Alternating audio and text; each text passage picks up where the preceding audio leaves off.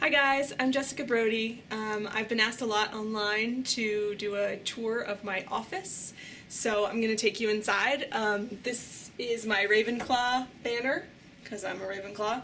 I put this up when I'm writing. It's the signal to everybody else in the house not to bother me. Everyone seems to follow it except for the dogs.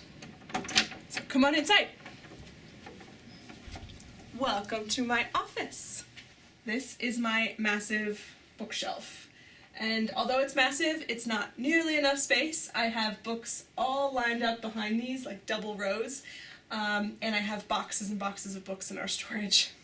So I have a little bit of an addiction with buying books. It's not good. Anyway, these are all my books on this row right here, including, I just got this in the mail. The Unforgotten paperback comes out January 25th. This is actually just the cover. I put it on a copy of My Life Undecided so I could see what it looked like. Authors are dorks like that. But I'm really excited about the paperback. Not only is it really cool to touch, it's got this like soft touch, but it's got a ton of bonus content in it, 2 bonus short stories, a reading guide, a sneak peek of Unforgotten. It's got like tons of stuff. So that will be out soon. That's really exciting. Here's all my arcs of Unforgotten that I have left. I've given away a ton already.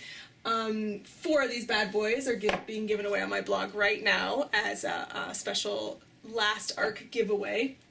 The hardcover comes out February 25th. I can't wait. It's so exciting. Anyway, these are all my foreign editions. Well, some of them. It's always exciting when the book comes out in another country because they always put a different cover on, which is really fun. Like, here's the Hebrew edition of My Life Undecided. She's very undecided in this picture. Oh, this one's fun too. This is the Italian edition of My Life Undecided. I really love that one. And in the Czech Republic, my name is Jessica Brodyova. That's always so fun. And here's one of my favorite foreign covers for 52 Reasons to Hate My Father. I love how they did a tabloid magazine cover for that. It's so fitting. Over here, I don't know if any of you guys are familiar with Feng Shui. I'm kind of a big Feng Shui person. So this, in Feng Shui terms, is my prosperity corner. You're supposed to have purple, you're supposed to have fire and earthy things. So I have these rocks here that my friends made me, which are really cool. My friends from college. They each have one of my book titles on them. I just think that's really neat. Unremembered, Fidelity Files. And this is one of my favorite things in my office. This is a framed picture of the Flatiron Building in New York City. My husband gave me this for my birthday one year. It's obviously special because my publisher is in the Flatiron Building. They're like my editor's office is like right there. Or right there. Maybe there. Somewhere along there. So obviously the Flatiron has a lot of special meaning for me because they publish my books there.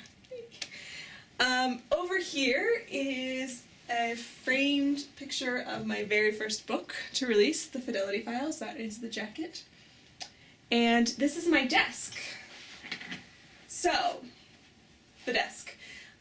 It seems kind of cluttered, but I swear everything has a point, a purpose, and a place. These are all the books I use while I'm writing, so I've got my essential Save the Cat book collection here ready to go. This has been my Bible in writing the Unremembered trilogy, Physics of the Future. And these are all books, all my books, so I can reference them if I need to. These are all brainstorming journals that I filled up. Ooh! My framed photo of the Karma Club girls. These are the girls who played the Karma Club in the trailer. The Builder's Bar, for when I need that extra ounce of energy. And here are my screens. So, I like to call this my command center. I love having lots of screens. That way I can always have stuff open at the same time. So what I usually do when I'm working on a book, which I am right now, I'm currently revising the third and final book in the Unremembered trilogy, which is called Untitled, as of now, or as my editor has been calling it, Unfinished. I really appreciate that. Thanks, Janine. Anyway, here is this screen I usually have. We'll start with this screen. This middle screen, my primary screen, is where I usually have my Word document open that I'm working on. So right now I'm revising part 2 of the book. And then on this screen is where I keep my Scrivener program open. So I can see this is my bulletin board, or the cork board view, where I have all my scenes laid out as index cards. I can move them around. I can quickly see what I need to do in each scene. And this screen, I started to use a new app called Trello, and it creates different boards that have lists within them, or cards that you can make lists from. So those are my to-do lists for all the revision, so all the things I have to do in each act or each part to revise the book. And here is my reading chair, where I try to get through that giant pile of books to read. And finally, this is my bulletin board. The stuff on this board changes a lot depending on what I'm doing right now. Right now it's just got my Fierce Reads poster, my Caramel Club poster, and one of my favorite props from my book trailers. When we did the 52 Reasons book trailer, we had to have a tabloid magazine that had the main character Lexington Larrabee on the cover. So Tattle magazine is the made-up tabloid magazine that is in the book. So I had to create a Tattle magazine for the trailer. You can see that in the trailer. So that's one of the copies that we made. I love that. And finally, this is my favorite quote, where I always keep it up somewhere in my office at all times. It's by Gandhi. And it says, "Every worthwhile accomplishment, big or little, has its stages of drudgery and triumph. A beginning, a struggle, and a victory." I love that quote because to me it perfectly describes the writing process, at least my writing process. There's always a really exciting beginning where everything is cool and new and fun, and then there's the middle part where everything's a huge struggle and you never think you're going to be able to finish it.